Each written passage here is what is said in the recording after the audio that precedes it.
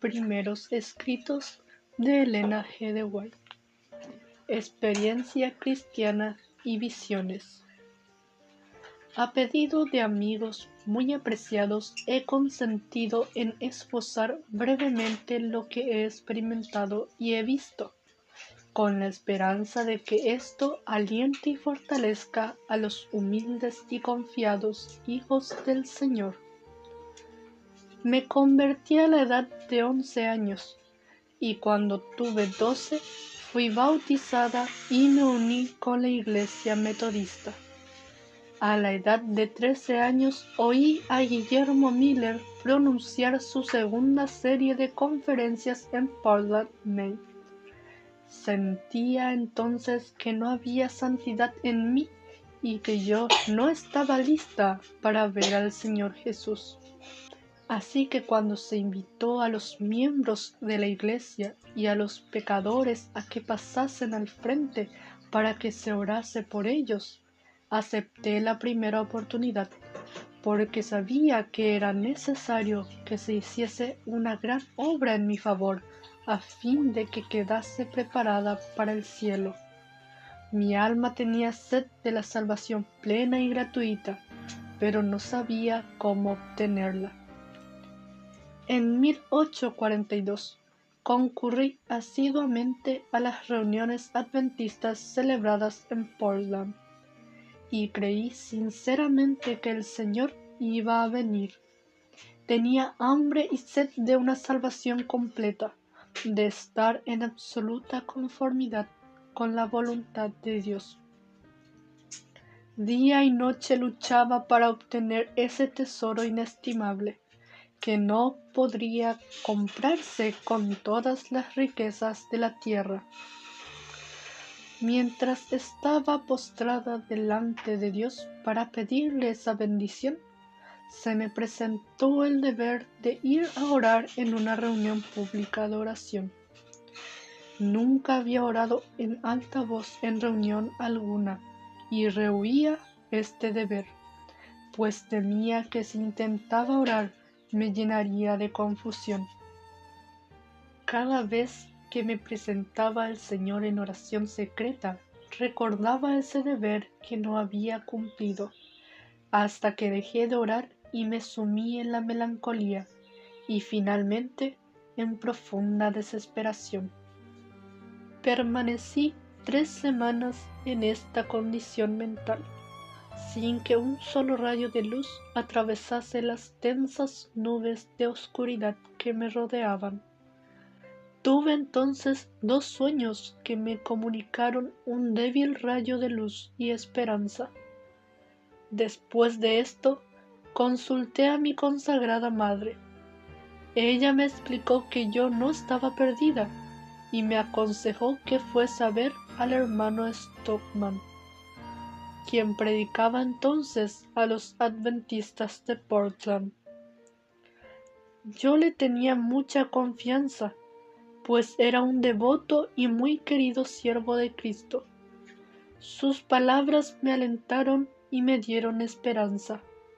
Regresé a casa y volví a orar al Señor, a quien le prometí que haría y sufriría cualquier cosa con tal de que el Señor Jesús me sonriese.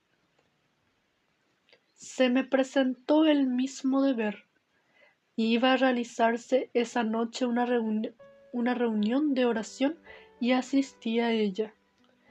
Cuando otras personas se arrodillaron para orar, me postré con ellas temblando, y después que 2 o 3 hubieron orado, abrí la boca en oración, antes que me diera cuenta de ello, y las promesas de Dios me parecieron otras tantas perlas preciosas que se recibían con solo pedirlas.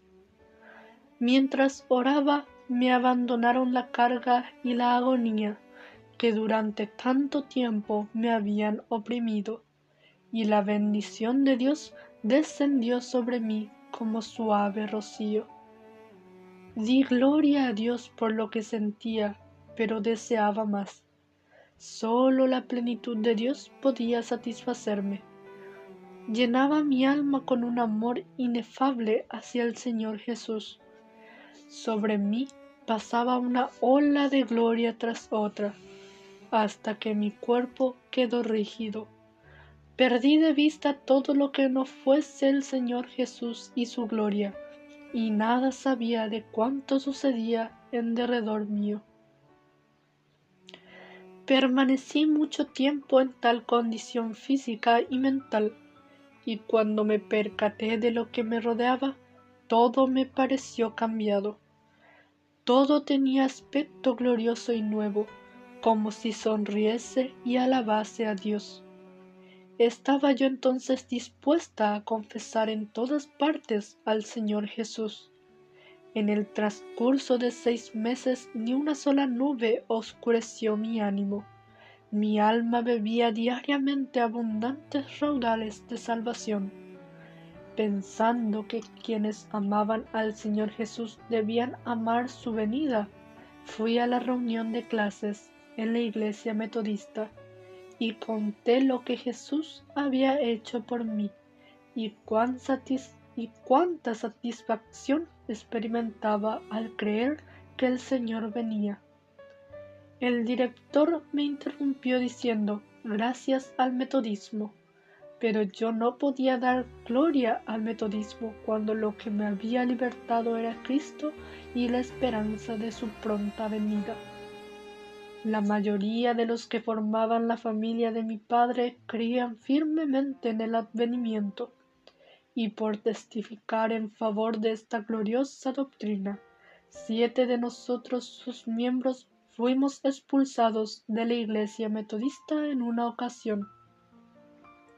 Nos resultaron entonces muy preciosas las palabras del profeta: «Oíd palabra de Jehová, vosotros los que tembláis a su palabra, vuestros hermanos que os aborrecen y os echan fuera por causa de mi nombre dijeron: Jehová sea glorificado, pero él se mostrará para alegría vuestra, y ellos serán confundidos». Isaías capítulo 66, versículo 5. Desde aquel momento hasta diciembre de 1844, mis gozos, pruebas y chascos fueron similares a los de mis apreciados amigos adventistas que me rodeaban. En aquel tiempo visité a una de nuestras hermanas adventistas, y por la mañana nos arrodillamos para el culto de familia. No había excitación, y solo nosotras, 5 mujeres, estábamos allí. Mientras yo oraba, el poder de Dios descendió sobre mí como nunca lo había sentido. Quedé arrobada en una visión de la gloria de Dios. Me parecía estar elevándome cada vez más lejos de la tierra, y se me mostró algo de la peregrinación del pueblo adventista hacia la santa ciudad, según lo narraré a continuación. Mi primera visión. Como Dios me ha mostrado el camino que el pueblo adventista ha de recorrer en viaje a la santa ciudad, así como la rica recompensa que se dará a quienes aguarden a su Señor cuando regrese del festín de bodas, tengo quizás el deber de daros un breve esbozo de lo que Dios me ha revelado. Los santos amados tendrán que pasar por muchas pruebas, pero nuestras ligeras aflicciones, que solo duran un momento, obrarán para nosotros un excelso y eterno peso de gloria, con tal que no miremos las cosas que se ven, porque éstas son pasajeras, pero las que no se ven son eternas. He procurado traer un buen informe y algunos racimos de Canaán, por lo cual muchos quisieran apedrearme, como la congregación amenazó hacer con Caleb y Josué por su informe. Pero os declaro, hermanos y hermanas, en el Señor, que es una buena tierra, y bien podemos subir y tomar posesión de ella. Mientras estaba orando ante el altar de la familia, el Espíritu Santo descendió sobre mí y me pareció que me elevaba más y más, muy por encima del tenebroso mundo. Miré hacia la tierra para buscar al pueblo adventista, pero no lo hallé en parte alguna. Y entonces una voz me dijo: vuelve a mirar un poco más arriba. Alcé los ojos y vi un sendero recto y angosto, trazado muy por encima del mundo. El pueblo adventista andaba por ese sendero en dirección a la ciudad que se veía en su último extremo. En el comienzo del sendero, detrás de los que ya andaban, había una brillante luz, que según me dijo un ángel, era el clamor de medianoche. Esta luz brillaba a todo lo largo del sendero y alumbraba los pies de los caminantes para que no tropezaran. Delante de ellos iba Jesús guiándolos hacia la ciudad, y si no apartaban los ojos de él, iban seguros. Pero no tardaron algunos en cansarse, diciendo que la ciudad estaba todavía muy lejos y que contaban con haber llegado más pronto a ella. Entonces Jesús los alentaba levantando su glorioso brazo derecho, del cual dimanaba una luz que ondeaba sobre la hueste adventista, y clamaban: Aleluya. Otros negaron temerariamente la luz que brillaba tras ellos, diciendo que no era Dios quien los había guiado hasta allí. Pero entonces se extinguió para ellos la luz que estaba detrás, y dejó sus pies en tinieblas, de modo que tropezaron, y perdiendo de vista el blanco y a Jesús, cayeron fuera del sendero abajo, en el mundo sombrío y perverso. Pronto oímos la voz de Dios, semejante al ruido de muchas aguas, que nos anunció el día y la hora de la venida de Jesús. Los 144,000 santos vivientes reconocieron y entendieron la voz, pero los malvados se figuraron que era fragor de truenos y de terremoto. Cuando Dios señaló el tiempo, derramó sobre nosotros el Espíritu Santo, y nuestros semblantes se iluminaron refulgentemente con la gloria de Dios, como le sucedió a Moisés al bajar del Sinaí. Los 144,000 estaban todos sellados y perfectamente unidos. En su frente llevaban escritas estas palabras: Dios, Nueva Jerusalén, y además una brillante estrella con el nuevo nombre de Jesús. Los impíos se enfurecieron al vernos en aquel santo y feliz estado, y querían apoderarse de nosotros para encarcelarnos. Cuando extendimos la mano en el nombre del Señor, y cayeron rendidos en el suelo. Entonces conoció la sinagoga de Satanás que Dios nos había amado a nosotros, que podíamos lavarnos los pies unos a otros y saludarnos fraternalmente con ósculo santo. Y ellos adoraron a nuestras plantas. Pronto se volvieron nuestros ojos hacia el oriente, donde había aparecido una nubecilla negra del tamaño de la mitad de la mano de un hombre, que era, según todos comprendían, la señal del Hijo del Hombre.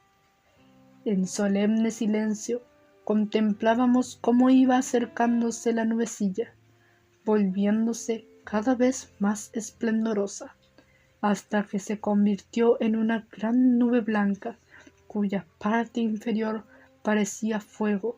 Sobre la nube lucía el arco iris, y en torno de ella aleteaban 10,000 ángeles cantando un hermosísimo himno.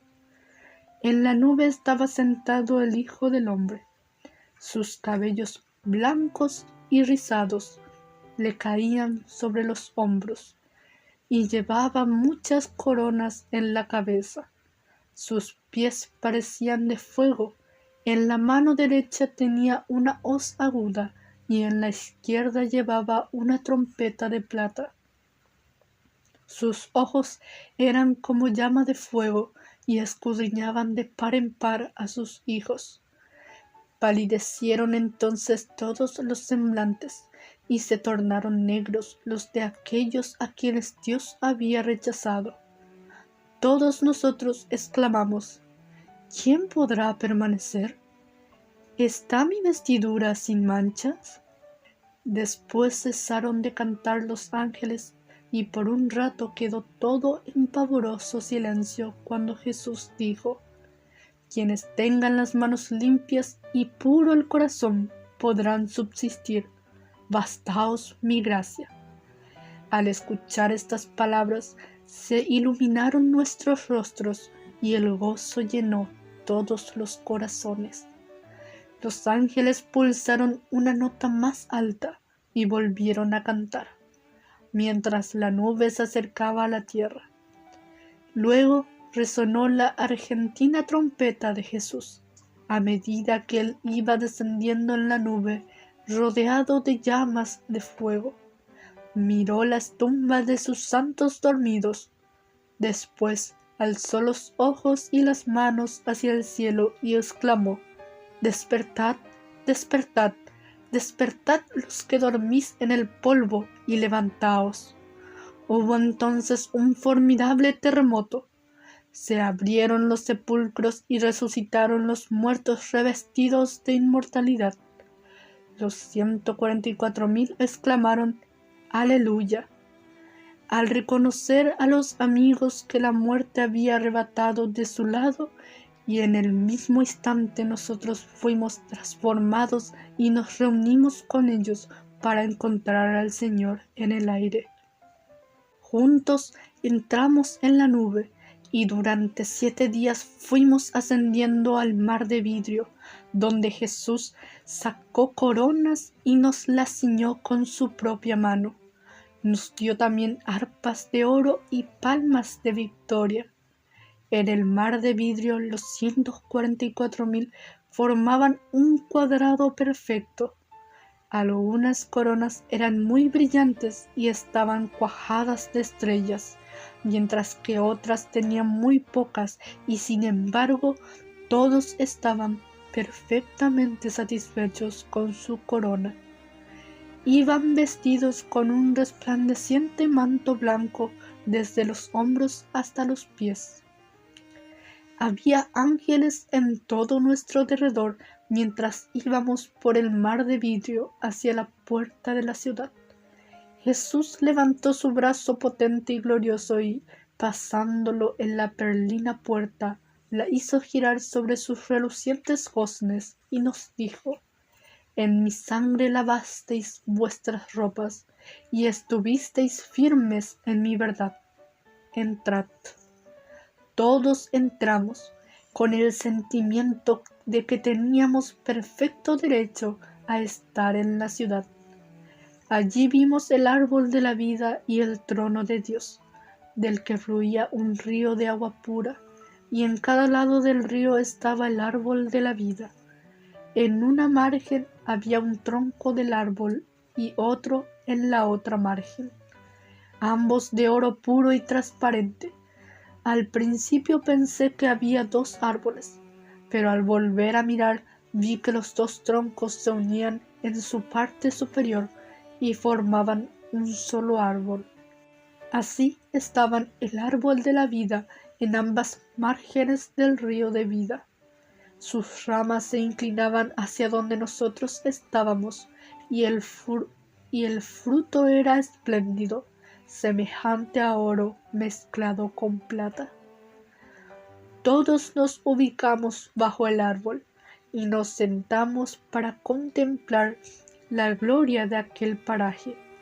Cuando los hermanos Fitz y Stockman, que habían predicado el evangelio del reino y a quienes Dios había puesto en el sepulcro para salvarlos, se llegaron a nosotros y nos preguntaron qué había sucedido mientras ellos dormían. Procuramos recordar las pruebas más graves por las que habíamos pasado, pero resultaban tan insignificantes frente al incomparable y eterno peso de gloria que nos rodeaba, que no pudimos referirlas, y todos exclamamos: Aleluya. Muy poco nos ha costado el cielo. Pulsamos entonces nuestras áureas arpas, cuyos ecos resonaron en las bóvedas del cielo. Con Jesús al frente, descendimos todos de la ciudad a la tierra y nos posamos sobre una gran montaña que, incapaz de sostener a Jesús, se partió en dos, de modo que quedó hecha una vasta llanura. Miramos entonces y vimos la gran ciudad con 12 cimientos y 12 puertas, 3 en cada uno de sus 4 lados, y un ángel en cada puerta. Todos exclamamos: la ciudad, la gran ciudad, ya baja de Dios del cielo.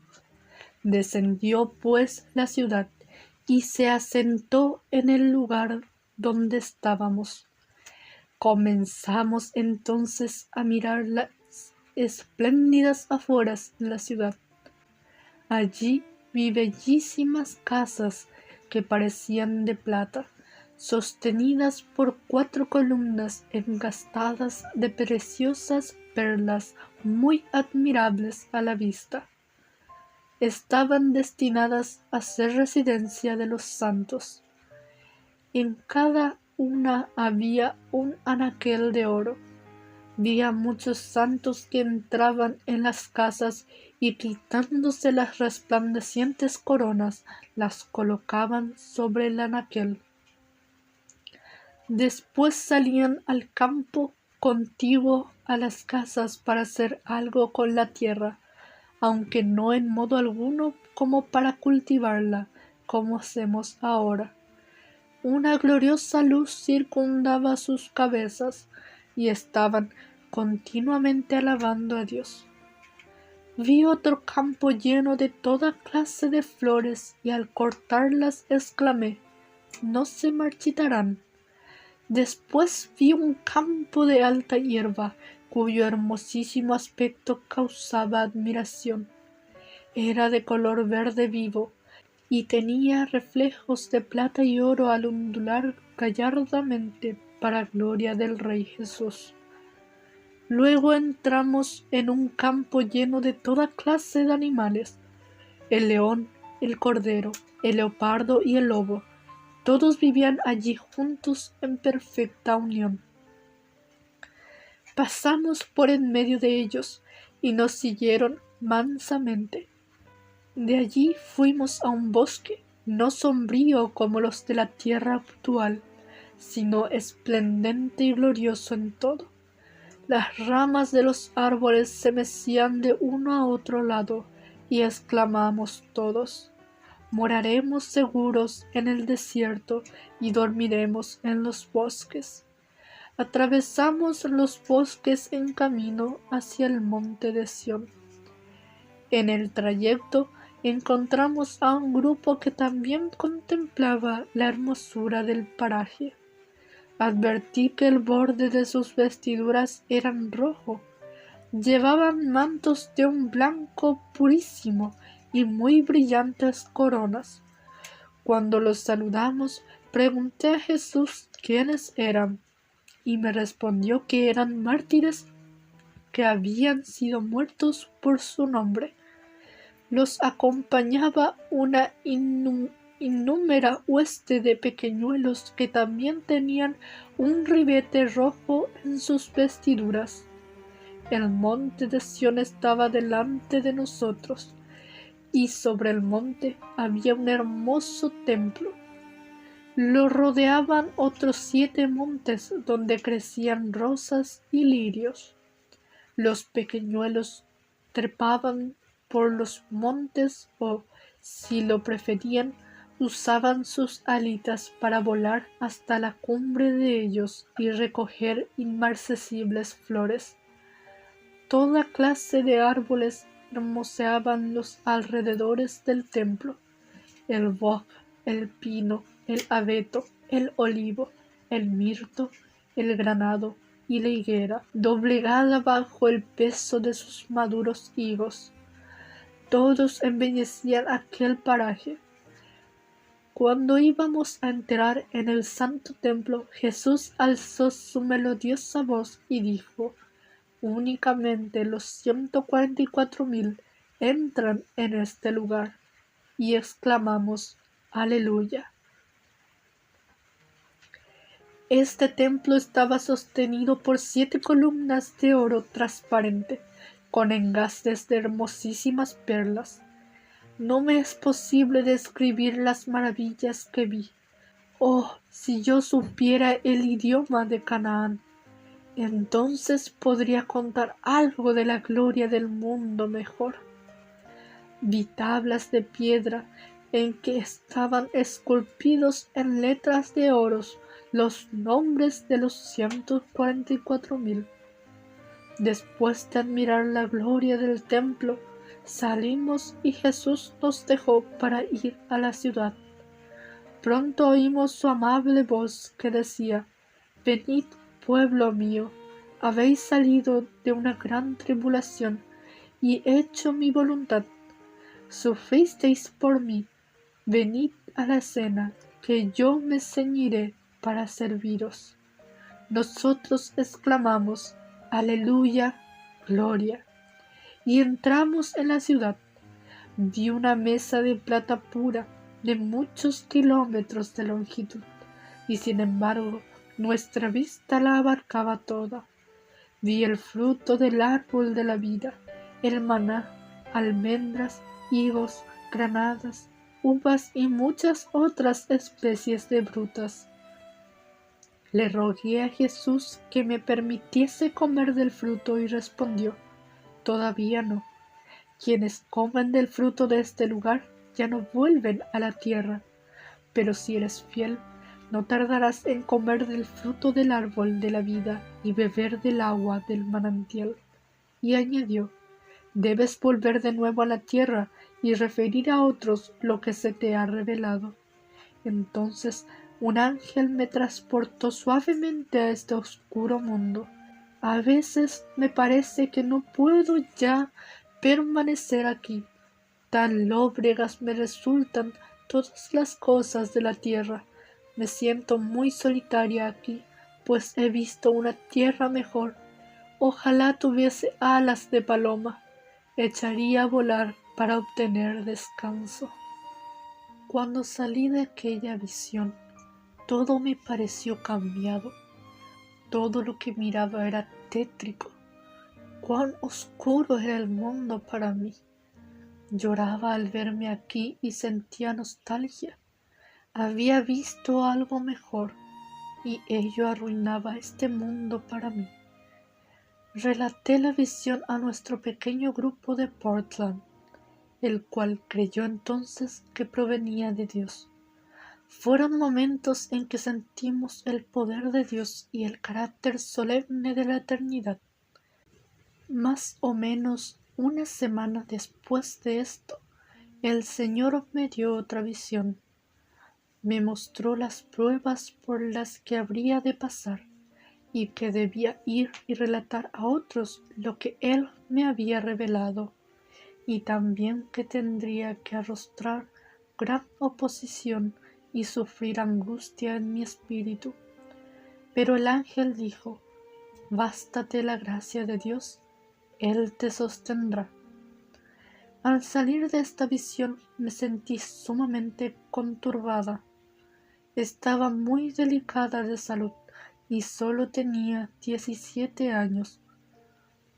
Sabía que muchos habían caído por el engreimiento y que si me ensalzaba en algo, Dios me abandonaría y sin duda alguna yo me perdería. Recurrí al Señor en oración y le rogué que pusiese la carga sobre otra persona. Me parecía que yo no podría llevarla. Estuve postrada sobre mi rostro mucho tiempo, y la única instrucción que pude recibir fue: comunica a otros lo que te he revelado. En la siguiente visión que tuve, rogué fervorosamente al Señor que, si debía ir y relatar lo que me había mostrado, me guardase del ensalzamiento. Entonces me reveló que mi oración era contestada, y que si me viese en peligro de engreírme, su mano se posaría sobre mí, y me vería aquejada de enfermedad. Dijo el ángel: si comunicas fielmente los mensajes y perseveras hasta el fin, comerás del fruto del árbol de la vida y beberás del agua del río de vida. Pronto se difundió que las visiones eran resultado del mesmerismo, y muchos adventistas estuvieron dispuestos a creerlo y a hacer circular el rumor. Un medio que era un célebre mesmerizador me dijo que mis visiones eran mesmerismo, que yo era un sujeto muy dócil y que él podía mesmerizarme y darme una visión. Le respondí que el Señor me había mostrado en visión que el mesmerismo era del diablo, que provenía del abismo y que pronto volvería allí, junto con los que continuasen practicándolo. Le di permiso para mesmerizarme si podía. Lo probó durante más de media hora, recurriendo a diferentes operaciones, y finalmente renunció a la tentativa. Por la fe en Dios pude resistir su influencia, y ésta no me afectó en lo más mínimo. Si tenía una visión en una reunión, muchos decían que era excitación y que alguien me mesmerizaba. Entonces me iba sola a los bosques, donde únicamente el ojo o el oído de Dios pudiese verme u oírme. Me dirigía a Él en oración, y Él a veces me daba una visión allí. Me regocijaba entonces y contaba lo que Dios me había revelado a solas, donde ningún mortal podía influir en mí, pero algunos me dijeron que me mesmerizaba a mí misma. Oh, pensaba yo, hemos llegado al punto en que los que acuden sinceramente a Dios a solas y confiando en sus promesas para obtener su salvación, pueden ser acusados de hallarse bajo la influencia corrupta y condenadora del mesmerismo. Pedimos pan a nuestro bondadoso Padre Celestial para recibir tan solo una piedra o un escorpión. Estas cosas herían mi ánimo y torturaban mi alma con una intensa angustia que era casi desesperación, mientras que muchos procuraban hacerme creer que no había Espíritu Santo y que todas las manifestaciones que había experimentado los santos hombres de Dios no eran más que mesmerismo o engaños de Satanás. En aquel tiempo había fanatismo en el estado de Maine. Algunos evitaban todo trabajo y dependían de la fraternidad a cuantos no querían aceptar sus opiniones al respecto, así como algunas otras cosas que ellos consideraban deberes religiosos. Dios me reveló esos errores en visión y me envió a sus hijos extraviados para que se los declarase. Pero muchos de ellos rechazaron rotundamente el mensaje y me acusaron de amoldarme al mundo. Por otro lado, los adventistas nominales me acusaron falsamente de fanatismo, y algunos, con impiedad, me llamaban dirigente del fanatismo que en realidad yo estaba procurando corregir. Diferentes fechas fueron fijadas en repetidas ocasiones para la venida del Señor, y se insistió en que los hermanos los aceptasen, pero el Señor me mostró que todas pasarían, porque el tiempo de angustia debía transcurrir antes de la venida de Cristo, y que cada vez que se fijara una fecha y ésta transcurriera, ello no podría sino debilitar la fe del pueblo de Dios. Por enseñar esto, se me acusó de acompañar al siervo malo que decía en su corazón: mi Señor tarda en venir. Todas estas cosas abrumaban mi ánimo, y en la confusión me veía a veces tentada a dudar de mi propia experiencia. Mientras orábamos en la familia una mañana, el poder de Dios comenzó a descansar sobre mí, y cruzó por mi mente el pensamiento de que era mesmerismo, y lo resistí. Inmediatamente fui herida de mudez, y por algunos momentos perdí el sentido de cuanto me rodeaba. Vi entonces mi pecado al dudar del poder de Dios, y que por ello me había quedado muda. Pero antes de 24 horas se desataría mi lengua. Se me mostró una tarjeta que estaban escritos en letras de oro el capítulo y los versículos de 50 pasajes de la Escritura. Después que salí de la visión, pedí por señas la pizarra y escribí en ella que estaba muda, también lo que había visto y que deseaba la Biblia grande. Tomé la Biblia y rápidamente busqué todos los textos que había visto en la tarjeta.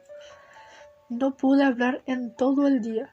A la mañana siguiente temprano, llenándose mi alma de gozo, se desató mi lengua y prorrumpí en grandes alabanzas a Dios.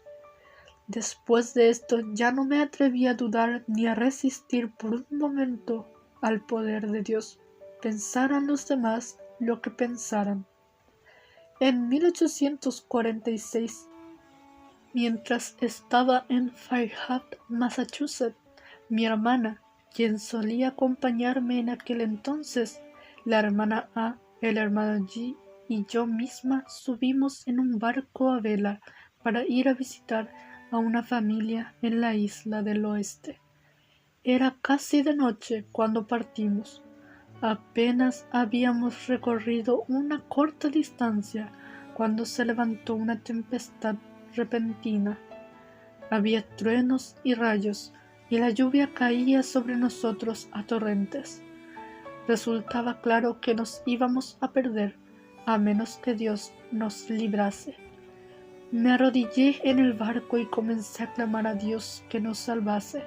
Allí, sobre las olas tumultuosas, mientras el agua pasaba por encima del puente sobre nosotros, fui arrebatada en visión, y vi que antes que pereciéramos se secaría toda la gota del océano, pues mi obra estaba tan solo en su comienzo.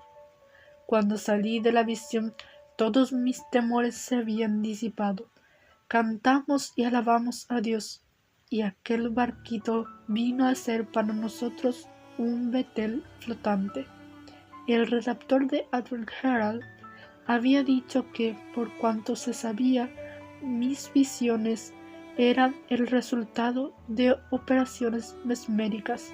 Pero, pregunto, ¿qué oportunidad había para realizar operaciones mesméricas en una ocasión como aquella? El hermano G estaba más que ocupado en el manejo del barco.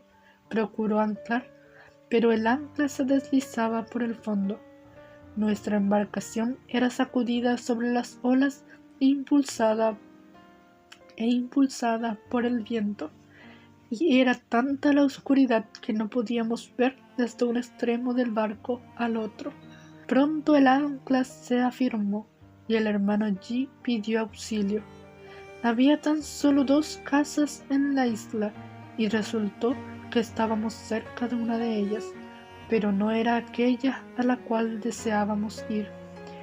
Toda la familia se había retirado a descansar, con excepción de una niñita que, providencialmente, oyó el pedido de auxilio lanzado sobre el agua. Su padre acudió pronto en nuestro socorro y en un barquito nos llevó a la orilla. Pasamos el resto de aquella noche agradeciendo a Dios y alabándole por su admirable bondad hacia nosotros. Amén. Bendiciones.